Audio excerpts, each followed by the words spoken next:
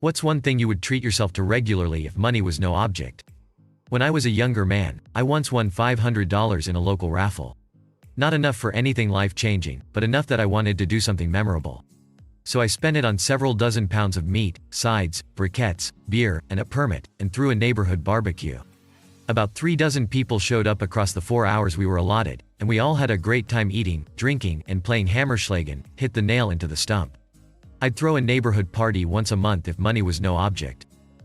No one has responded to you, but this is a bloody lovely comment. My parents host a lot and I never realized until making my own events just how expensive it can be. Lately I've mostly figured out how I want my future apartment house to look like inside, so I'd buy all of the things I might want to have.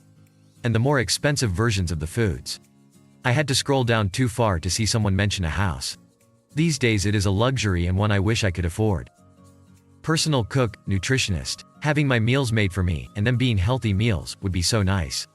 Think I would never have takeout food, bad food ever again. Staff. Just staff. Housekeeper, nannies, chauffeurs, personal trainer, personal chef, personal assistant, etc. Gang of toughs to settle personal scores. Housekeeper. I spend so much time cleaning on a daily basis with 4 young kids. I would have a full-time live-in housekeeper if I could.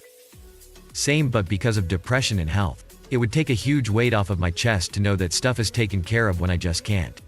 I had a cleaning lady over twice when it was really bad, and let me tell you, that was a delight. Whatever I wanted. A little treat at the shop, a cute but impractical piece of clothing, a dinner out maybe. I'd just like to be able to buy something I want for no other reason than because I want it, without having to do all of the mental gymnastics and algorithms about whether it's worth it, or what I might need that money for later on as I regret the purchase. It must be a really liberating feeling. Buyer's remorse has ruined so many purchases for me that should have been exciting or fun. I'd love to never have to worry about having wasted money on that thing ever again. Travel. No big plans around trips, but just deciding to spend a week or 2 in another country because I saw it mentioned somewhere and it sounded nice. With money as no object, airfare, hotels, food, luggage, and all that wouldn't matter as expenses to plan or save for, and it would be so awesome to feel that freedom to just go somewhere whenever the idea strikes you. We've actually done that, but planned it to keep the costs down. Saw a Bourdain show, went to Spain. Airbnb and off-season tickets and WOOT, off we go. We tend to eat off the beaten path, not the popular tourist spots, and aren't big alcohol consumers, so we save money that way. Places are small, but decent and with AC if we travel in Tay summer. Spending $2,000 for a month traipsing around Europe is an experience, and while $2,000 is nothing for some, and a fortune for others, it's fairly inexpensive for the experience. Now that I do have money, the one thing I treat myself to is getting whatever I want on a restaurant menu. If I want appetizers, I don't try to get the cheapest, just what sounds good. Growing up, my parents would tell us to get whatever we want on our birthdays or special occasions. They knew that we didn't have much money. After establishing myself, I feel so proud that it's not an issue anymore if I go out to dinner.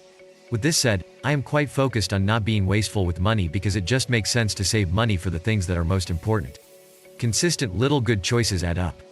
I know multiple people who would say, a root canal, and that's pretty fucked up. The fact that ACA doesn't cover mouth bones, and that dental insurance has a plan max rather than an out-of-pocket max, is an outrage. Hey, now it's health insurance, not eyes, teeth, brain, and health insurance. Since we are listing other bullshit that is just left out of the usual umbrella of health insurance. Insurance as a concept is fucking infuriating, since it has devolved into shystery and loophole writing horseshit. Paying for people's prescriptions at the pharmacy without them knowing. Buy all the patents for insulin and release it open source, with the stipulation that nobody is allowed to make another dime off of it, ever. Buy a house. So tired of how I'm treated as renter, but I mean, I can't buy so I don't get to choose my own paint or have pets or whatever other rules that come up with. Then your rent is twice what the mortgage would be if you own. Less ownership, more restrictions. Blows. It's not even just the ownership restrictions. It's the expensive fucking cycle that renting puts you in. The restrictions are just an added bonus. Let's not forget the 25% yearly increase on rent because inflation, while your hours at work are reducing because inflation. You look into other places to rent, only to find out that every other apartment house has also increased their rent, and you can't afford to buy a house because all of your money has been going to asterisk rent. Asterisk, and now you're wondering if you'll ever be able to afford a house because of the asterisk increased rent. It scares the shit out of me when I think of a few years down the road. Are they going to continue to increase rent by 25% when my wages are only increasing approximately 2 to 3%? Will I be homeless in the next few years?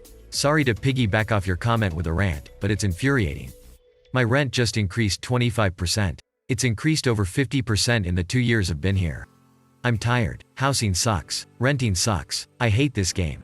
Flights. I don't have the money to regularly fly places, and wish to be able to fly home and see my family for the first time in 2 years. Long international flights in first class. Something about that just seems so relaxing to me. A proper health checkup, full body MRI, full blood work, etc. For early detection of cancer and other stuff. Would be so nice for peace of mind about cancer and other diseases where early detection massively improves survivability. Also, I've always had this weird desire to take full body bath in moisturizing lotion instead of bath. Not sure how great it actually is, but I'd definitely at least try it. It's depressing how many of these comments are health-related, sad face. But if it makes you feel any better about not being able to afford it, these kind of full body workups aren't necessarily a good idea. If you go looking, you'll find something that looks a bit odd in literally every person, and then they'll want to go rummaging to sort it out, and it probably wasn't causing you any harm anyway. Except now you're having to recover from surgery and complications. Health agencies actually recommend against blanket screening of various things for this reason. The moisturizer thing, you do you. Hair treatments. Usually just go to a school to get my hair cut and I just know I use the wrong shampoo, conditioner. Trips to those places that let you shoot tanks and miniguns and stuff. High quality groceries. Greater than trips to those places that let you shoot tanks and miniguns and stuff. You can do that in Vegas, son. A personal trainer. I have autism and struggle with mobility. I couldn't walk until I was 3. So exercise is a huge struggle for me, even though I enjoy it. I've wanted to take up boxing for quite a while now, but the specialist PTs for disabled people at my university are so expensive, not to mention the cost of a gym membership. So for now, all I can do is take my boyfriend's advice on home workouts. Thanks for watching. Subscribe and watch our other videos.